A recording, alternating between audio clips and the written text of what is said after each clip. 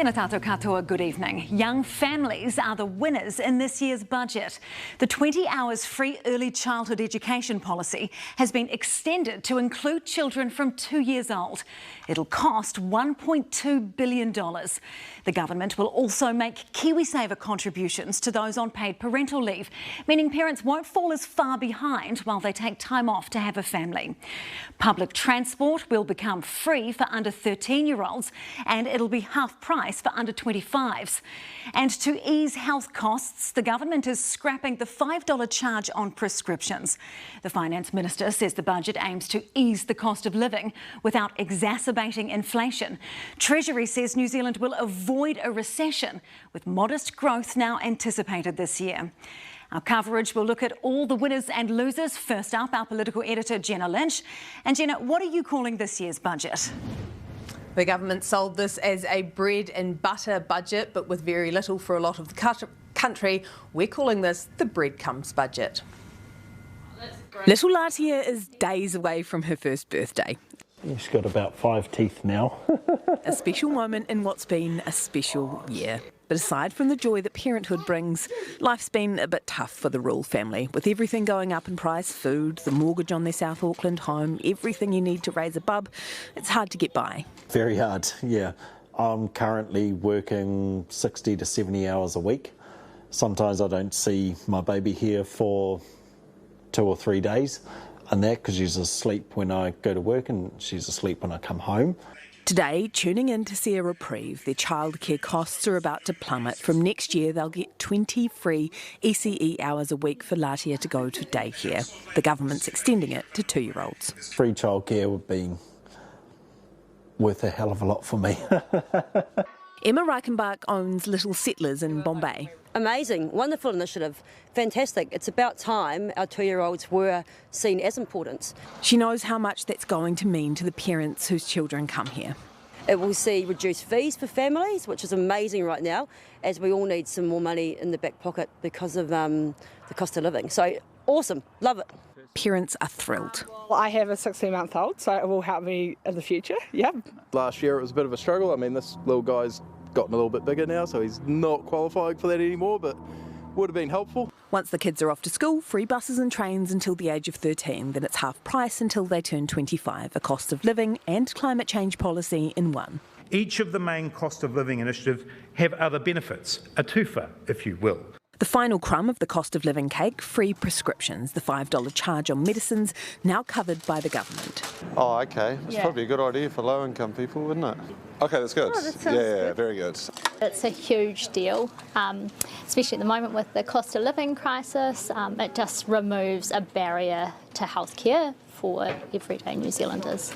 But for those without health needs, without 2-year-olds, what is there here? Well, and here is the fact that the cost of your healthcare are coming down. And here is the fact that the cost of transportation is coming down.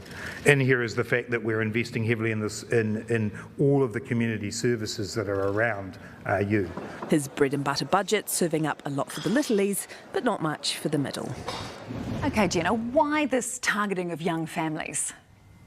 This particular voter is someone that both National and Labour has identified as the super centre swing voter, aka the ones that they need to win. Families at this age and stage are probably some of those facing the most pain from mortgage hikes right now as well. So alleviating another major part of their household budget without just throwing cash at them and possibly adding to the inflation crisis is practical and probably popular policy. Helps too that Hipkins gets to go out and kiss some babies in photo ops following the announcement. But as the saying goes, it takes a village to raise a child, and Labour will be hoping that it's not just those young parents that they win over with this, but that it convinces the whole village to vote for them.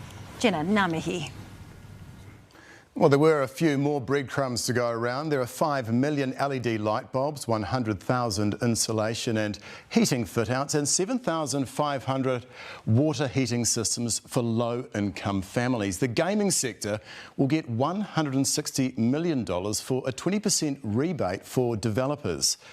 A circuit breaker program targeting repeat child offenders will be expanded to Hamilton, Christchurch and Auckland City. $450 million will go to building science and research hubs. There's an $825 million package for Māori to build and repair homes, more whānau order services, and great news for Te Mātatini, that secured funding too.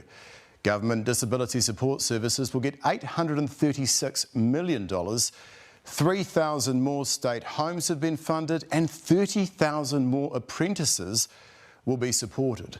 Though, as political reporter Amelia Wade explains, for Middle New Zealand, there weren't many, if any, goodies.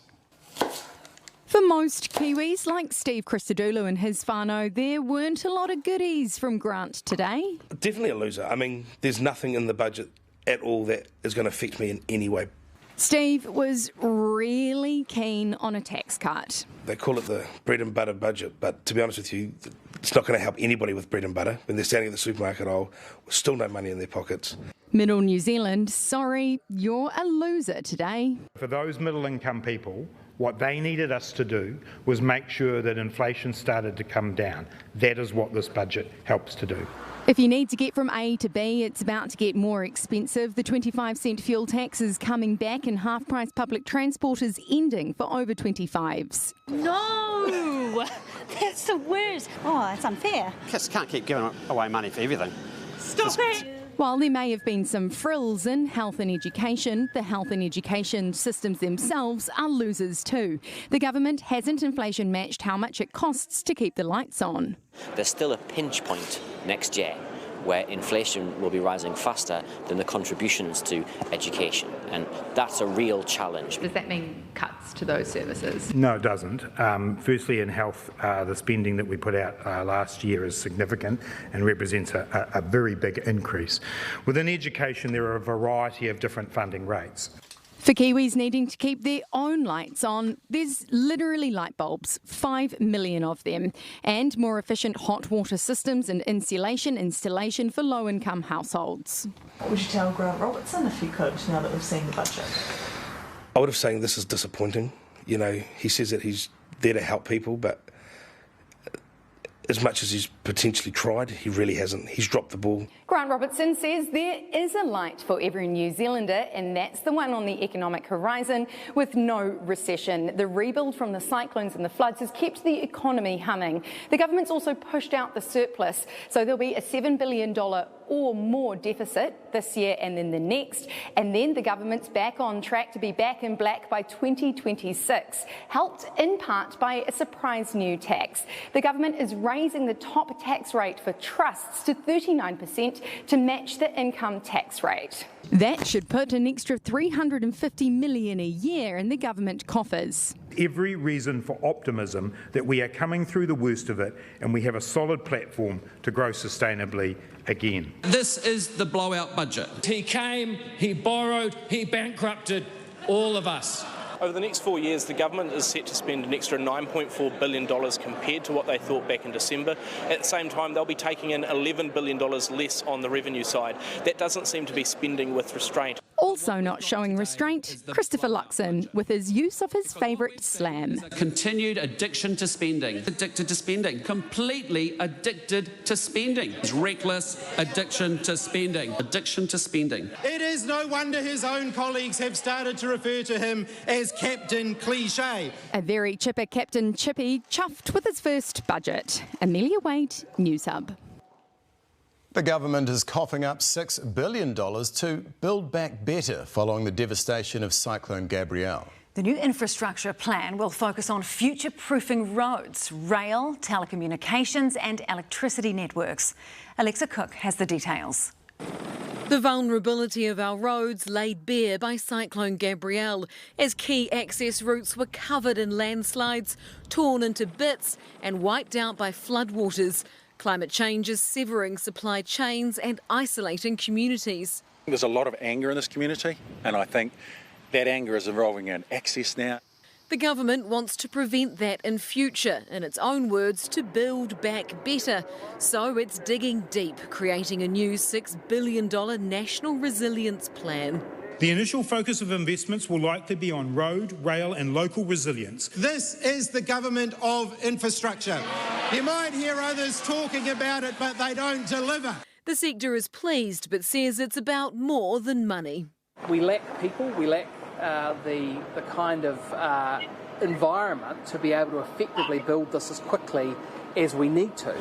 But the pressure is on to find them because with extreme weather events becoming more frequent and severe, our roads will keep crumbling and our homes will keep disappearing under floodwaters. Since we bought this property in 2020, within 8 months we first affected by the flood. After being flooded 5 times already this year, Trusha Maisuria's home has been yellow stickered. When is it raining, we feel anxiety kicks in. Finding the funds to fix the climate carnage hasn't been easy.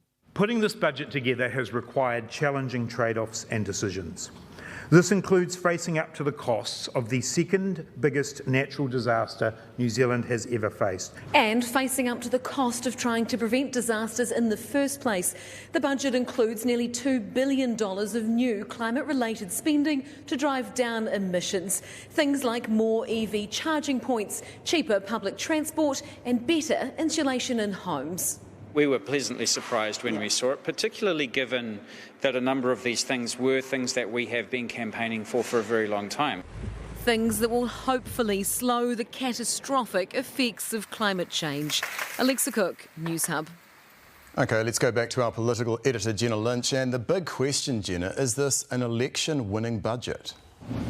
Not necessarily, but it wasn't designed to be. Election year budgets have a lot of expectation around them that everyone is going to get a bit of everything. But this was about crafting a story around responsible fiscal management and restraint in extraordinary economic times. Grant Robertson had to crash rather than wean New Zealand off the sugar-hit budgets that he has been serving up since COVID. So he didn't really have the room to do a Stephen Joyce-style tax cut bribey budget this year. The election-winning stuff comes next. They've got that $6 billion climate resilience fund where they can sod turn all over the country all the way to October. And that announcement for ECE puts a retail, easily digestible bread and butter policy on the table for us to chew over for the next couple of weeks before Labour's annual conference. That's when they'll start laying out Chris Hipkins' vision for New Zealand, when we'll start to get a flavour of the Labour campaign. Jenna Lynch live at Parliament. Thanks for the analysis.